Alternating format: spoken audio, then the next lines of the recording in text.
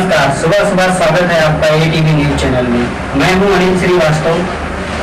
देश के पूर्व स्वर्गीय प्रधानमंत्री राजीव गांधी की 72वीं जयंती है। राष्ट्रपति प्रणब मुखर्जी, उपराष्ट्रपति अहमद अंसारी, कांग्रेस उपाध्यक्ष राहुल गांधी, पूर्व प्रधानमंत्री मनमोहन सिंह समेत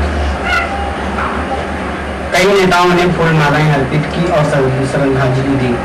वहीं प्रधानमंत्री नरेंद्र मोदी ने भी ट्वीट करके श्रद्धांजलि अर्पित की है। पीएम मोदी ने भी आज पूर्व प्रधानमंत्री राजीव गांधी को उनकी 72वीं जयंती पर याद किया। मोदी ने ट्वीट में कहा, पूर्व प्रधानमंत्री राजीव गांधी जी को उनकी जयंती पर याद करता हूं। राजीव गांधी का जन्म 20 अगस्त 1944 को हुआ था। वह 1984 से 1989 तक देश के प्रधानमंत्री रहे थे। उन्होंने 1984 में अपनी मां एवं तत्कालीन प्रधानमंत्री इंदिरा गांधी की हत्या के बाद देश की बागडोर संभाली थी, लेकिन तमिलनाडु में 21 मई 1991 को उनकी हत्या कर दी गई। Bureau report, news first TV. Rakshabandhan के दिन केंद्रीय मंत्री महेश शर्मा गाजियाबाद की सोसाइटी में पहुंचे। दरअसल मंत्री जी अपनी बहन से राखी बंधवाने गए थे। सोसाइटी के गेट पर मौजूद गार्ड ने काफिले को रोक दिया। इसके बाद आरोप है महेश शर्मा के सुरक्षा कर्मियों ने गार्ड की पिटाई कर दी। हालांकि केंद्रीय मंत्री महेश शर्मा ने पूरे मामले पर सफाई दी है, साथ में माफी भी मांगी है। पूरा मामला सीसीटीवी में कैद हो गया है। देखिए ये कैसे मंत्री जी का सुरक्षाकर्मी गुंडों की तरह पीट रहा है। ये सिक्योरिटी गार्ड है महेश शर्मा का, जो कि केंद्रीय मंत्री है। देखिए कैसे ये गुंडागर्दी दिखा रहा है।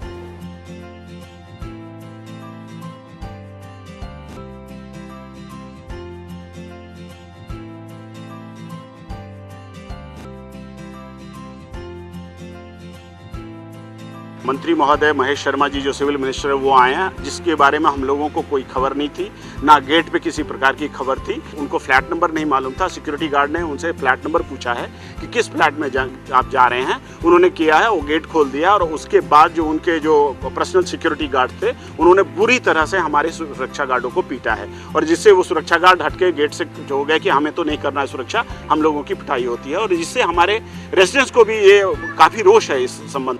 मेरे गार्ड ने पूछा होगा, हम थे वहाँ गार्ड रूम में, उसने फ़ोन किया, मेरे को बुलाया, सर आप पूछ लीजिए इनको। हम आए, सर को हमने पूछा तो सर ने 74 ग्राउंड बताया। हमने गेट बैरियल के लिए बोल दिया, अब हम खोल दो। बैरियल खुल गया, उसके बाद तुरंत जो साहब की गाड़ी आगे गई और जो उनके साथ में थे वो हमें एकदम हाथापाई चालू कर दी। कितने लोगों को मारा? हम 3 लोगों को मारा, 3 ही लोग। दुखद घटना है, लेकिन मैं आपको बता दूं वो मेरी बहन का घर है। उस घर में, उस सोसाइटी में मैं पहली बार नहीं 100 बार जा चुका हूं। वहां का नियम प्रोटोकॉल मुझे पता है। जब मैं राखी बंधवाने के लिए शाम को गया तो वहां के लोगों ने रोका। मेरे सुरक्षा इंचार्ज जो मुझे गवर्नमेंट सिक्योरिटी का मिला, वो बाहर गया और उसने बताया कि फला फ्लैट में मुझे जाना है, फला मंत्री अंदर गाड़ी में है। लाल बत्ती की गाड़ी थी, उसके साथ 4 गाड़ियां और थी। उस वक्त उसने रोका, फिर उन्होंने अपने सुपरवाइजर को बुलाया। सुपरवाइजर ने फिर कहा रोक दीजिए। फिर 20 मिनट में 2 मिनट लग गए, फिर भी कोई बात नहीं, उन्होंने मुझे जाने दिया। मैं वहां से निकलकर अपनी बहन के यहाँ चला गया और आधा घंटे में राखी वगैरह का कार्यक्रम हुआ। उसके बीच में जब मैं बाहर आया तो ये सरकार के लोग आए हुए थे।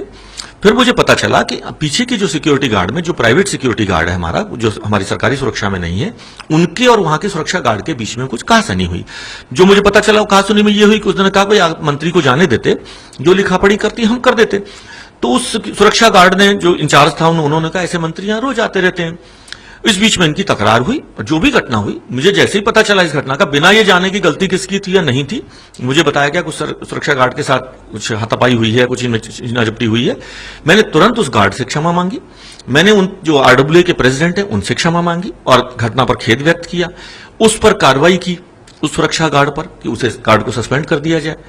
और उसके साथ साथ जो वहां की लोकल पुलिस ने मुझसे बात करी, मैंने कहा आप इस पर जो भी कार्रवाई आपकी न्यायोचित है कार्रवाई करिए। अब मैं मंत्री वहां पर नहीं है। सुरक्षा गार्ड से क्षमा मांगी, RWA प्रेसिडेंट से क्षमा मांगी, और जो कार्रवाई हम अपने प्राइवेट गार्ड पर कर सकते थे उसे सस्पेंड कर दिया गया है। पुलिस से एक होकर मासूम कांस्टेबल आनंद सिंह की हत्या कर दी।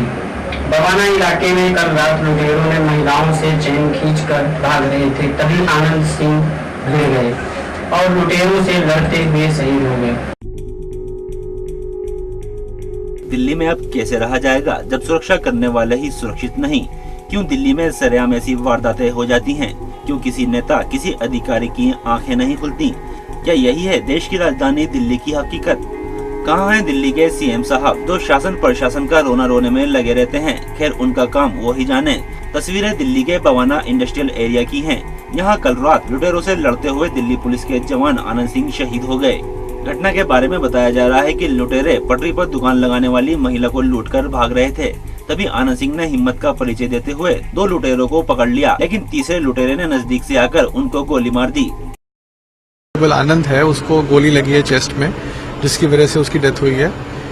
9:15 बजे के आसपास यहाँ बवाना इंडस्ट्रियल एरिया में एक स्ट्रीट वेंडर के साथ कुछ लड़कों ने छीना झपटी की थी। तो वो अपनी ड्यूटी के लिए यहाँ से गुजर रहा था उस समय, और जब उसने देखा कि ऐसे कुछ इंसिडेंट हो रहा है तो उसने इंटरवीन करने की कोशिश की। एक लड़के को उसने पकड़ भी लिया था, लेकिन उसके साथी ने फायर किया, जिसकी वजह से उसको गोली लगी चेस्ट में, और उसके बाद वो लोग वहाँ से भागने में कामयाब हो गए। गोली लगने के बाद भी आनंद सिंह बदमाशों के पीछे भागते रहे, लेकिन इसके बाद सिर पर हेलमेट से वार करके लुटेरों ने उन्हें जमीन पर गिरा दिया। खून ज्यादा बह जाने की वजह से आनंद सिंह शहीद हो गए। 40 साल के आनंद हरियाणा के सोनीपत के रहने वाले थे। खैर सिपाही ने अपना फर्ज पूरा किया। अब देखना है सरकार अपना फर्ज पूरा कैसे करती है। Bureau report, news first. आज के समाचार यहीं समाप्त होते हैं।